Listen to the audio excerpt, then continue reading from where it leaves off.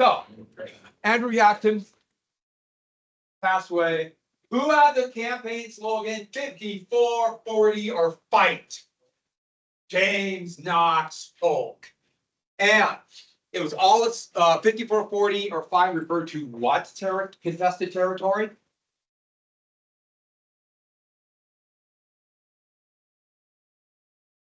He wanted those three, but it's specifically which one of those three was 54-40 or fight. Yeah, that was Oregon. That was the northern most border of Oregon territory. And that was his way to say manifest destiny, Oregon, California. We can talk manifest destiny, but avoid the very controversial issue of Texas. And who was the Whig? Mr. Whig. Probably his last time he thought, as it would turn out to be, who would be the Whig nominee for president. Also had these really cool warm-ups for him. Yeah, Henry Clay. And what's his program? A bank, tariff. Which one? Bank, tariff, and internal improvements. What was Clay's program called? Yeah, the American system. And what was the term I gave you for they do not for a politician who did not want slavery in the term? What would they call it? Free soil. Yeah, free soil. And that's what the Southerners thought Martin Van Buren was. So, campaign. Oh, what was the third party that jumped into the race? Yeah, the Liberty, the anti-slavery party. So Polk got elected, and they couldn't do a treaty. What percent or lights shining right in my eyes, distracting me. How many votes do they need? How much of the Senate do they need to pass a treaty? Yeah, 2/3. Couldn't get the Texas Treaty passed. They did a joint resolution. And who signed the joint resolution to bring Texas into the Union, infuriating the Democrats? Tyler, his last laugh. Tyler got that. And so that's Andrew Jackson's statue in front of the White House. So the White House, this park is called Lafayette Park. And no, it's not. Aren't you impressed? Aren't you impressed? Yes, there we go. At least. So, Andrew Jackson has passed away. I did show you this. We want any regrets, didn't I? That is pretty funny. All right. So, Polk said he's going to run one term, 4 main goals. Oh, let me talk about this picture really quick. So they had silver oxide and a couple other things on a piece of glass, and that's what would be the negative for the picture. And they would slowly expose it on a piece of glass. So the first negatives were on glass. And then they would take that and print the picture. And this is a glass negative. And I really like this one because this is a glass negative copy of his picture. And you can see why they had to make a copy. It has all these little imperfections in the glass they didn't pick up until they took out little bubbles in the glass. So these are little bubbles in the glass. So I thought that was really cool. How you can see a little bit about how difficult it was to take a picture back then called the daguerreotype. It's 4 goals. First one, lower the tariff. And they did lower the tariff. Success. Next one. So expand on Van Buren's independent or sub-treasury. They did. So check. This is about a way to distribute currency to the US economy. Once again, not a bad idea. In some ways better than what we have now, but it was never quite done as good as it could have been looking back at it. Next one, nobody wanted war. And in 1845, they would sign the treaty with Oregon. I'm sorry, with Britain, called the Oregon Treaty, and basically just extending the 1818 line, the 49th parallel, to the sea, thus solving that problem. So 3 main goals, but the last one, as you said, California. Now, don't forget, Texas is already in the Union, and now California, and that would become the key thing. California. So before we get started, you know what a car seat is, right? A car seat, which they didn't have such things when I was a kid. We just would stand on the car seats. I'm actually not kidding. But I know a lot of you are thinking, what would even be a better thing? Could that be the coolest thing you've ever seen? A baby hammock that you can put between the two little hooks in the back and just have them spin as they drive. Who agrees that would be a great thing for little kids? So much safer. Yes. And they can be thrown to safety if they get to a wreck. No, that's bad. Okay, so keeping with the same vein, I want to find this picture, I found it, and then I found one other thing by accident, and I guess it's similar, but it's a sale, and that's in Britain. It's not even £8. That's a pretty good deal for the baby incinerator. You know, it's green, so it's environmentally friendly. I was looking at that for a long. You know what it is? A little thing to burn garbage, which they do in rural Britain. An incinerator. This is a small one, so it's a baby incinerator. I just thought that was great. Let's get to the war. The Mexican-American War. Now, whenever you talk about wars and they'll name two countries in a war, the country that lost is it comes first. So the Russo-Japanese War between Russia and Japan, 1905. Who won? The Russo-Japanese War. Japan won. The Franco-Prussian War between France and Russia. Who won? Russia. So that's how you know. Sometimes I'll call it the Mexican War, but the Mexican-American War, 46 to 48. And the goal was to get California and New Mexico, to get it all and more. Folk would have pretty big ambitions. This is a pretty cool map of Mexico right before the war, going up into California. See independent Texas. I like that map.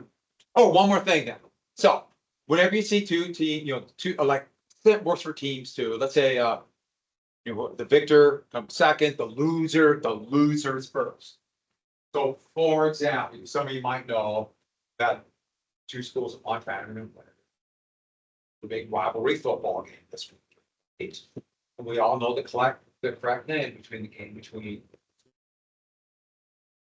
it's the Cat Grizz game, right? We all know we have the Cat Grizz, right? We should always name the loser first. So we got that? We're cool with that? Good? Good. And what's really fun is go tell Mr. Carter. Just remind you know Mr. Carter, he really, you'll make a friend for life. Do it. Some of you might know why that's such a good idea. So, John Slidell, who I want to call James, was sent down. Slidell was sent down to Mexico as basically a diplomat to go buy or to get three things. Buy California is the biggie, but get the Rio Grande as a southern border. Mexico did not believe that was a border. To buy California and New Mexico. If you look at this map right here, I'll get to the plains in just a second. This big orange area is New Mexico. Don't forget, a bunch of immigrants from the United States have been arriving in California, Texas. Santa Fe was really confusing. A lot of American immigrants are going here, right on that border, right on the Rio Grande, and also Salt Lake City. But back to this. Well, this is him. He was a Confederate in the Civil War. So that's a Civil War film. U.S. claims. So remember how governments will borrow money with bonds? Well, Mexico was broke, and they've been selling bonds, many to U.S. investors. So U.S. citizens had claims on Mexico. You owe us money. And Mexico's having trouble making the payments. So when it says forgive U.S. claims, the United States government would pay off bondholders in the United States. So the U.S. would pay off some Mexican debt, which, by the way, U.S. bondholders are like, yes, Mexico might not pay me back, but I'll get 100% back. So this is in reality not really paying Mexico, it's paying U.S. banks, giving them a big, large F's. Similar thing happened just now. It's happening right now at this moment. The Trump administration has sent $40 billion to Argentina and maybe another $40 billion. And all that money is literally going to go into Argentina and then turn around and go right to US banks. It's basically you just pump money into US banks. They're going to get big bonuses. All right, so Slidell got there, and the government there had just been created in Mexico, another dictatorship, and they kicked him out. Santa Anna had been in and out of power. He and his one leg now. Remember, he lost his leg. He has about 1,000 wooden legs, by the way, and I'll come back to that. But Santa Anna was run out of office and fled to Cuba, which was still a Spanish colony, after the U.S. annexed Texas. So he went to this, basically it was a junta, a group of Mexican officers, and they not only turned it down, they refused to cease Slidell and said, Mexico still has Texas. The United States can't annex Texas. We're not going to talk to you. So Polk was furious about this sub and decided, I need to engineer a war. And he did it with two ways. Way number one was to provoke a war on the Rio Grande. So the Rio Grande was the border that Texas claimed as their southern border, now the United States. The Nueces was the old border of Tejas. So this area, Tejas. This is what Texas claimed all the way to here and now annexing the United States. Zachary Taylor was a very competent general in the United States Army. He was a brigadier, eventually get 2 stars. Brigadier means 1. Then he became a major general, 2 stars. And he was ordered to take a couple thousand men. And the U.S. Army is tiny, less than 20,000 men. So it's a big hunk of the U.S. Army. And march down to the Rio Grande River and provoke a fight. Begin to aggressively patrol along the river. So everyone got that? Patrol. Hoping that Mexico attacks them. And therefore could be used as an excuse to go to war. So Polk is trying to engineer a war. His hope was that Mexico wouldn't go to war. They'd be so intimidated, they just give the U.S. money. But if it's war, it's war. By the way, this is incredibly risky. To go to war with basically no army. There's Zachary Taylor. He was considered one of the hardest fighting officers. And you could tell the men liked him for a couple of different reasons. He didn't care about, like some military officers cared about everything had to be spit polished, buttons shine, uniforms perfect, regardless of where they're at. Zachary Taylor didn't care unless you fought. In fact, in battle, he didn't wear his normal uniform in his general's tunic. That's that code called the name. He would wear a flannel shirt and a straw hat. And so the men gave him a nickname, Old Rough and Ready. So that should remind you a little bit of like Old Tippecanoe or Old Hickory, which was Andrew Jackson's nickname. So that was kind of a little bit of endearment.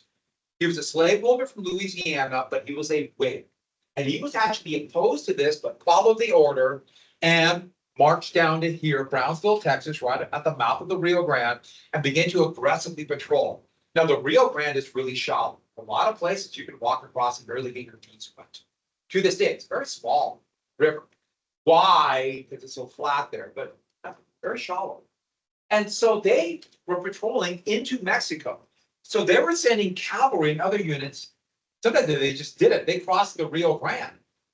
And there were some few confrontations with the small Mexican army there too. And then it finally happened. We're not exactly sure where it was, but a group of dragoons under a captain by the name of Philip Thornton were attacked by Mexican soldiers. They were attacked. Anybody know what a dragoon is?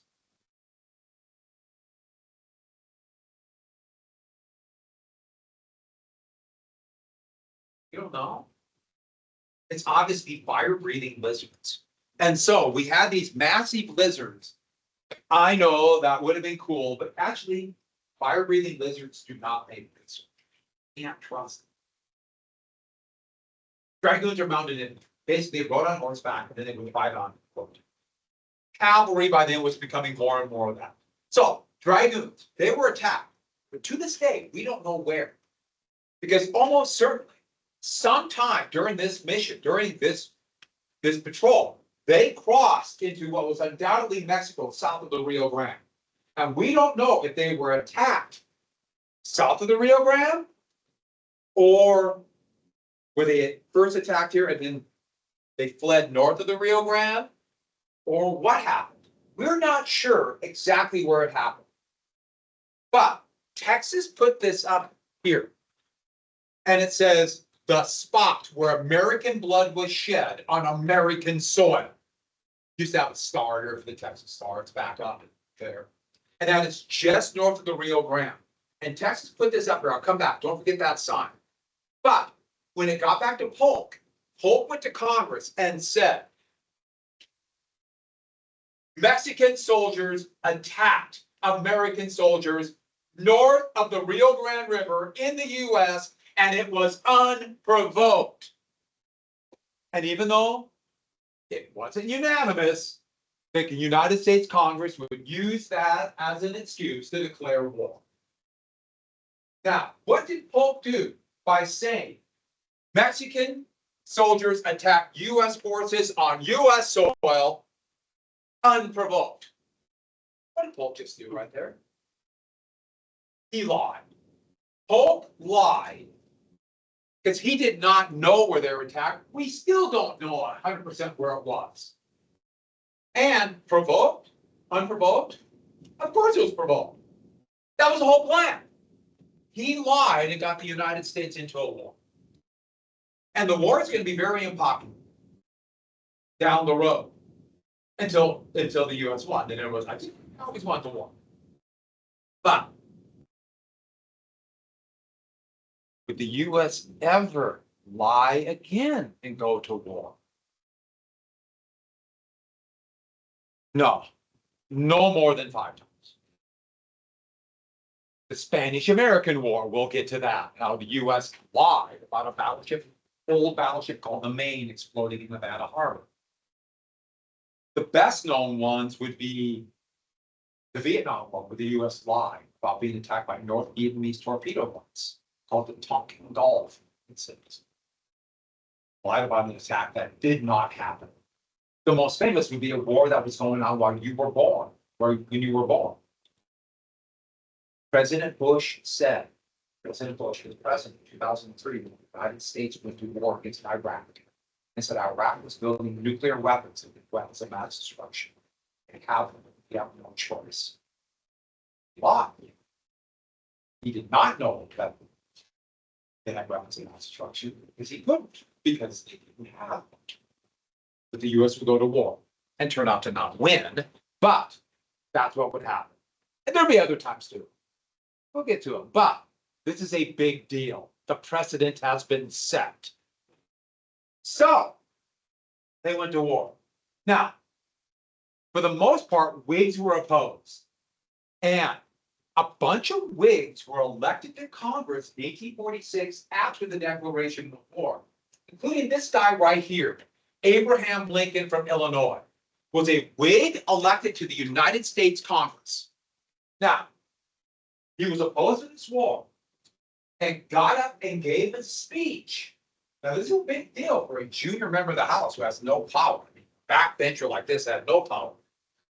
By the way, he was a massive guy with huge hands, as you can see right there.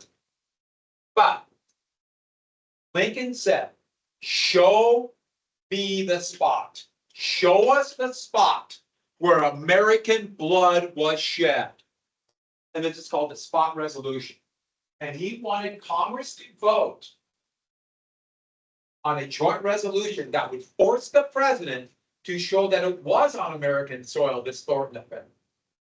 Show me the spot. Here's drawing of the Thornton Affair. Now, it did not pass. And Lincoln, this is basically the end of Lincoln in this era. He would have another votes, but nothing more prominent. But this spot resolution would be known by just enough people who would remember this in 1860. Be potentially nominated for president of the United States. Now, let's go back. The spot where American blood was shed. That was the state of Texas slapping Lincoln in the face. They hated Abraham Lincoln, and that's why they put that up there. the spots here, and Lincoln was a liar. Yeah.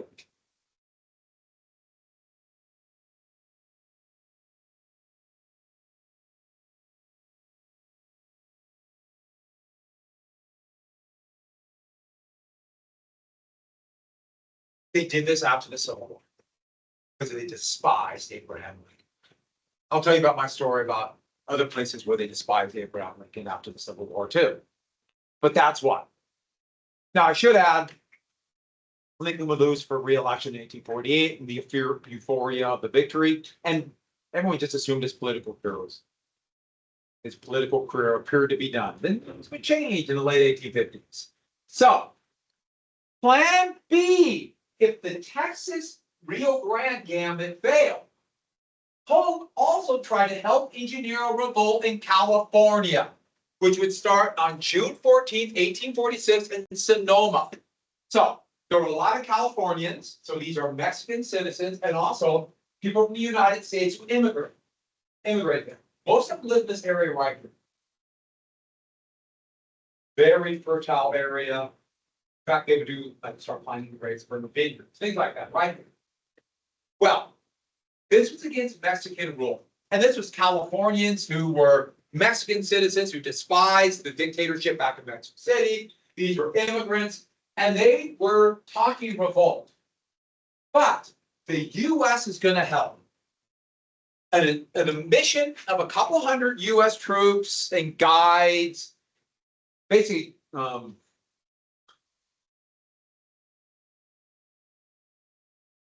just map makers, have been mapping the new Oregon Territory.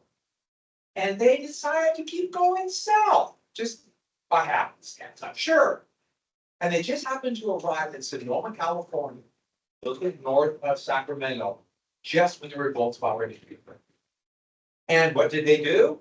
They joined the rebellion.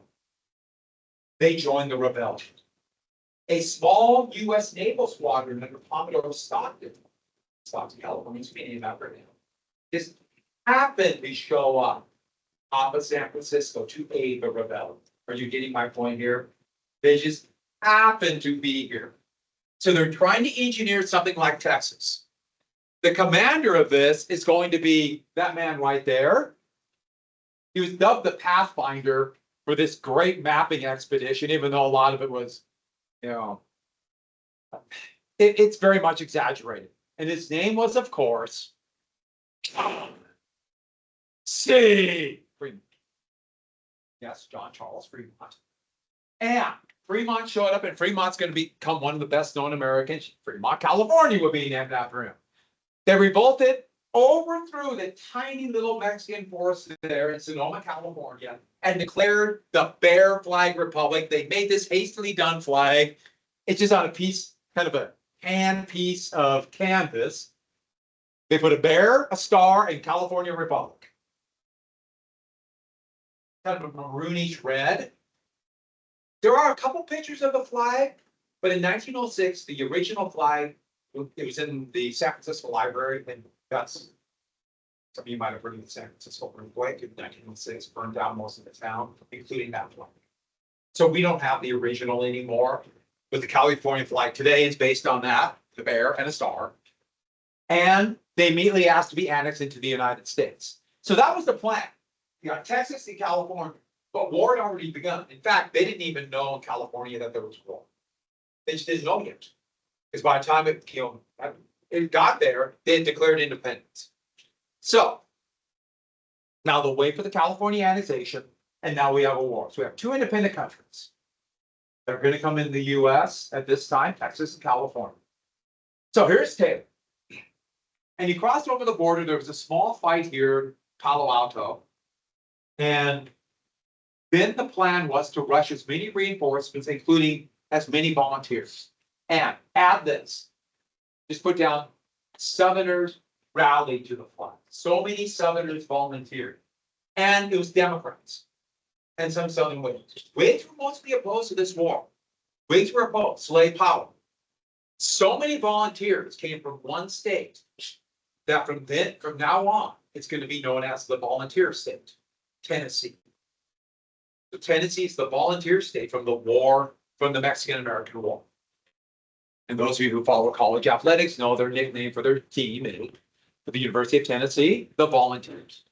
So, remember I told you during the Revolutionary War, Bunker Hill, the thought was one big battle, we'll show how tough we are, the enemy will quit.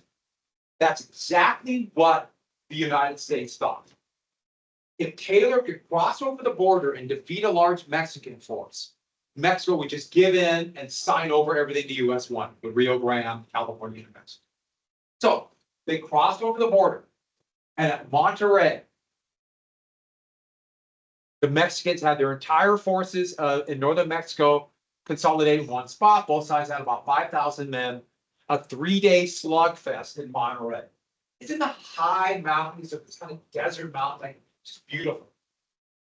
And there was a old Spanish fort called Spanish Citadel, and the fight raged back and forth. But the United States won, and the U.S. had two big advantages, and one really showed here.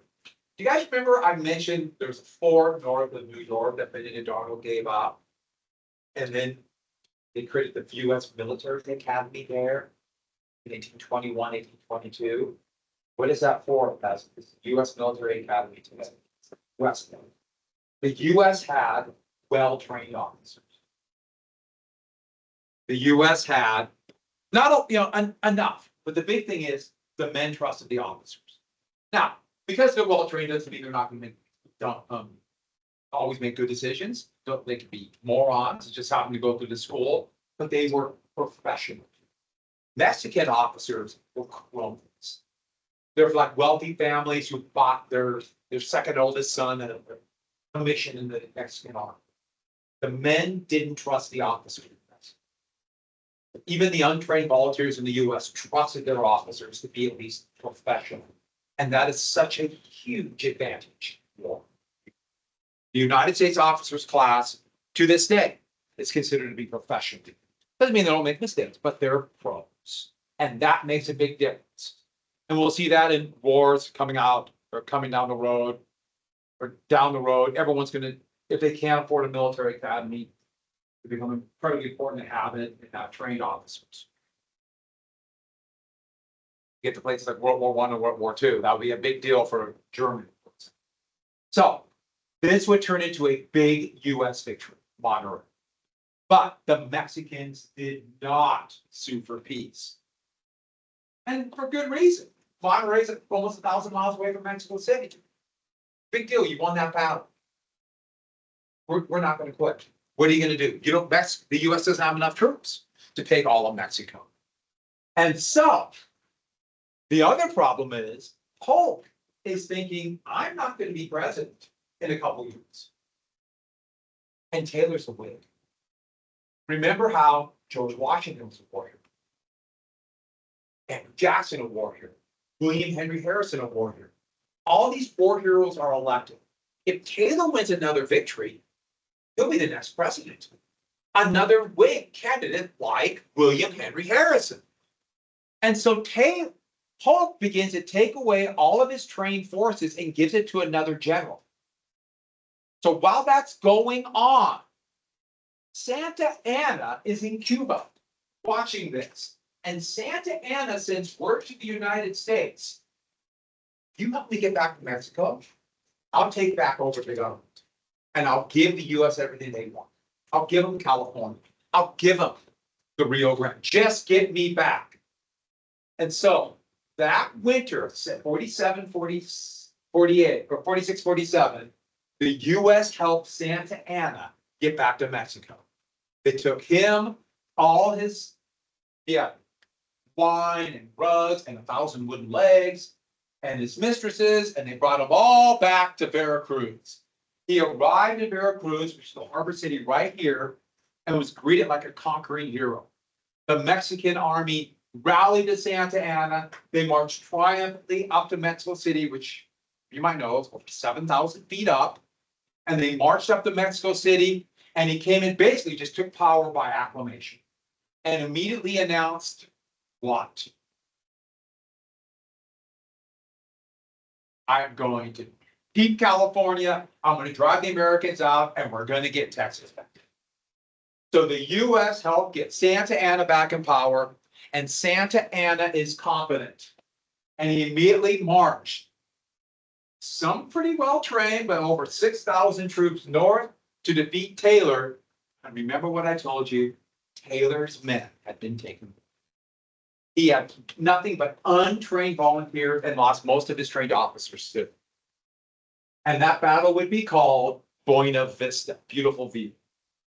And this was a 2-day slog where the Mexicans almost drove the United States forces off the field. Here's one of the flags of the U.S. regiments there. And this also led to the Americans' other great advantage at Buena Vista. By the way, it doesn't quite look like that, but boy, did they make that dramatic for Americans buying that back. Wow, look at these cliffs. Taylor's and the U.S. forces would win because of cannon. American artillery was superior. Remember I told you about grape shot? You remember what grape shot was? Basically 12 or so cannonball or small little balls about that big that fire out like a big shotgun. Well, they had a new weapon called canister. Canister, think about like a can, a cylinder can about that round, about that big, full of 250 small musket bullets. They fired from the cannon. Can you imagine what that would do? Just throw like a massive shot. It just ripped bodies apart. The Mexicans attacked, attack after attack with incredible courage. But they were ordered into canister, and they were blown. Santa Anna's men fought with great courage, but they lost. And Taylor became a bigger hero than ever, and old Rough and Ready is going to be the next president because of this. But what about the war? Winfield Scott was given command of all the forces. You got a minute, right? Yeah, we got a few minutes. I want to maybe last a little bit. Winfield Scott. Winfield Scott was considered the best general of the first 60 years of the 19th century in the U.S. He was a war hero from the War of 1812. He was incredibly smart, considered brilliant by many. He was a stickler for military discipline. Every button had to be shined, uniform perfectly pressed, etc. So, not like old Rough and Ready or old Hickory. His nickname was Old Fuss and Feathers. Old Fuss and Feathers, not quite the same tough guy nickname, but he was a great general. And their plan was, almost 10,000 men, pretty untrained, but they have better officers, land at Veracruz, take that, then march up. And they're going to have to abandon their supply lines. They don't have enough men to hold it. This is an all or nothing attack. And we look at this today and think about the relative power of the United States and Mexico today. And the U.S. is a lot more powerful, bigger military, even by the 1880s, 1890s. But it was not cut and dry in 1847. When Winfield stopped and his forces took Veracruz and began to march up the mountains, most observers, European observers, were there watching the fight, just assumed they can't win. That's Veracruz taking the fort there. Not only that, they had to get out of Veracruz now. What mosquito-borne illness hits Veracruz every summer? Not malaria, it's another one. Yellow fever. Yellow fever is the one they're worried about. And they marched up the mountains 2 different times.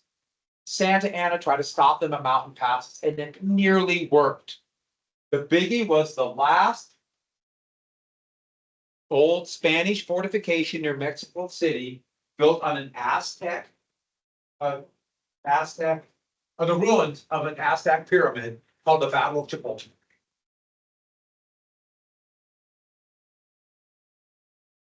And a young officer, grandfather actually proposed the U.S. becoming independent, marched around or crawled, for 18 hours on his hands and knees in the hot sun, and found a weak spot in the Mexican line where they attacked. He was a young West Point graduate, well, not that young by then, named Robert E. Lee. Anyone ever heard of Robert E. Lee? Who would become the commander of the most important Confederate force. There's another officer there who would fight. A West Point graduate by the name of Ulysses S. Grant. All Union forces at the end of the Civil War. Two-term president.